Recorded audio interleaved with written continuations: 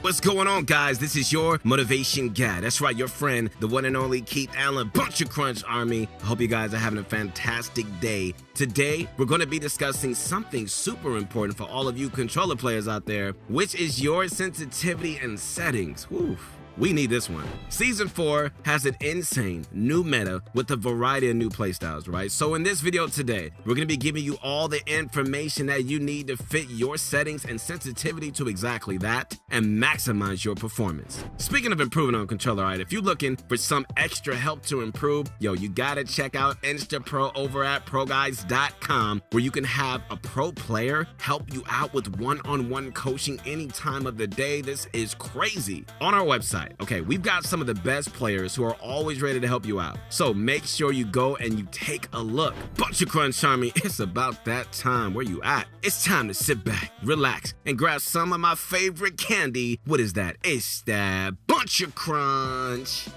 And let's get this going.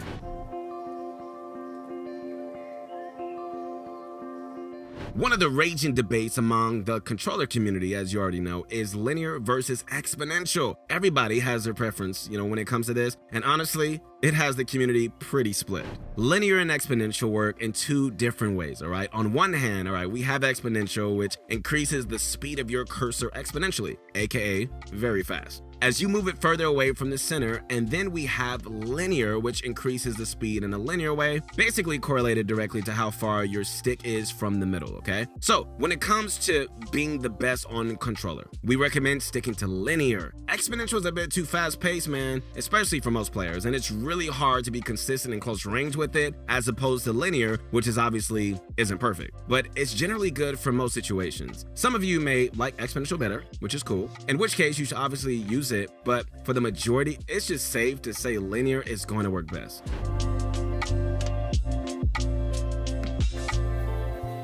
All right, now moving on from that, we're gonna get into sensitivity. Now, sensitivity is really overcomplicated by a lot of people, and it's really just best to keep things simple when it comes to finding your perfect sensitivity, okay? So what we recommend doing for sensitivity is this: picking your starting point directly and making slow, small adjustments to it until you get that one sensitivity that just hits the spot. It could take 2 changes, or it could take 20. I've been there. But this is by far the simplest and most consistent way to find your sensitivity, all right? Here we go. Make sure your use advanced options setting is on as well, as we're gonna get pretty spicy with this stuff, okay? All right, here we go. Starting off, just make sure that all of your extra boosts and unnecessary settings are turned off. Head up to your main sensitivities and just start them at 40% for X and Y, and 2.0 for your building and editing sensitivity multipliers. Then simply just hop into some 1v1s and just spend some time just free building, all right? And just go through the process of adjusting it until you feel really comfortable. Another form of sensitivity that's worth noting is your ADS sensitivity. On controller, ADS is obviously pretty important, and the process is going to be pretty similar to your usual method for finding a sensitivity. Set your ADS sensitivity to 15% and simply hop into your favorite aim map or cores and just adjust it like how you would with your normal sensitivity. Until you feel both comfortable and confident with it, this process might take a little bit longer, right? But it's absolutely worth the time, okay?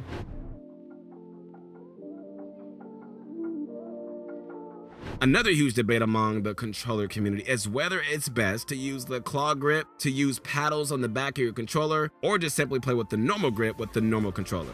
All right, I'm gonna be totally honest with everybody, all right? It's really up to you. When it comes to both cost and pure efficiency, using claw is probably going to be your best bet. If you don't wanna bother using claw and you just wanna, keep it price effective, I get it. You may struggle a little bit more to reach a high level, but non-claw on a normal controller is still an option, okay? And if you're willing to dish out a decent amount of money for the best overall experience, then paddles might be your best choice. This obviously really comes down to a lot of factors, so our biggest piece of advice is really just to pick one option and just stick to it. Try and avoid switching between them a lot and just pick the one that you're comfortable using long term, okay? If you do that, then this shouldn't be much of an issue for you.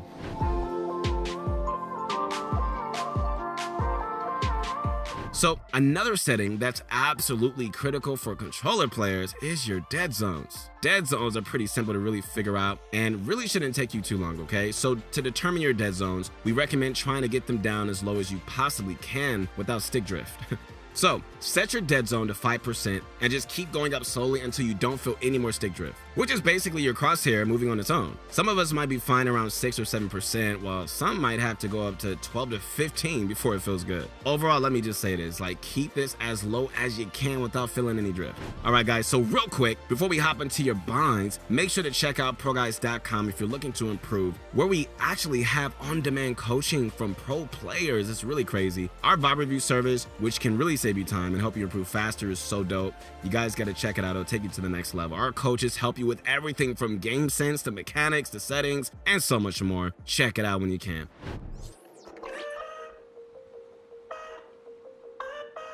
All right, moving on to what a lot of you guys are probably waiting for. We've got your controller binds. Now, just like a lot of things, your binds really come down to your own preference. But what we can do is give you some recommendations and tips to make your binds as good as possible. You guys ready? All right, here we go. First off, the biggest thing that you want to do with custom binds is make sure there's just no delay in your editing, meaning you don't have to hold down circle or another button to start your edit. And also, make sure you're using double edit binds so that you can be as fast as possible.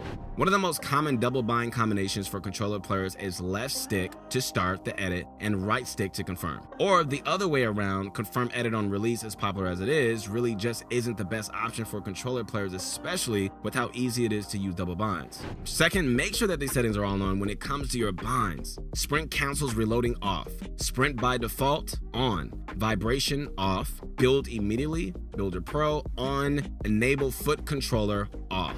These are all intended for different reasons, but these are pretty much all the settings for controller players that should absolutely have on or off. All right, third up, make sure your binds include every action that you can perform. What I mean by this is that, a lot of us have settings that don't allow us to do certain things like repair and other seemingly small actions, right? Sometimes you'll see a prompt when you're missing a setting that says something along the lines of, hey, you need to attach this to a bind, but it won't always be that way. So just make sure that your binds allow you to perform every action. If you have paddles on your controller, we strongly recommend using one paddle to jump so you don't have to take your thumb off your right stick to jump, and just using your other paddle for switch mode so it's easy to switch between builds and edits fast. On claw, you have a lot more flexibility, so you can just try to experiment and just adjust everything a bit more than non-claw players.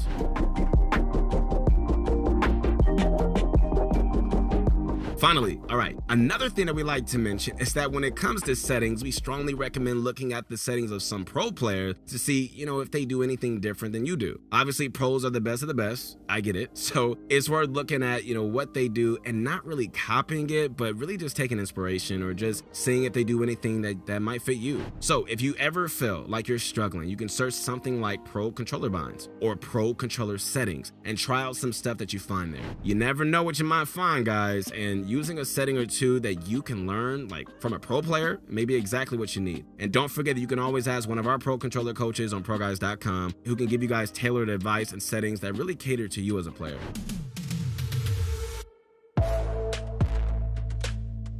All right, so with that said, that's going to be all for today's video, but I want to do a recap.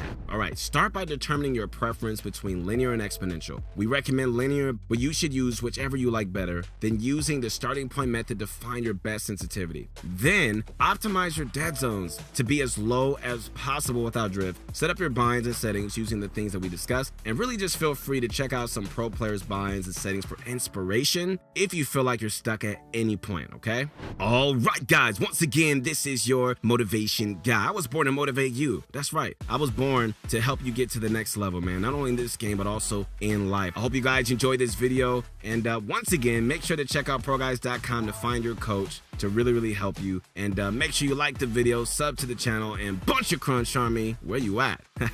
Keep eating that bunch of crunch, and let's get this going.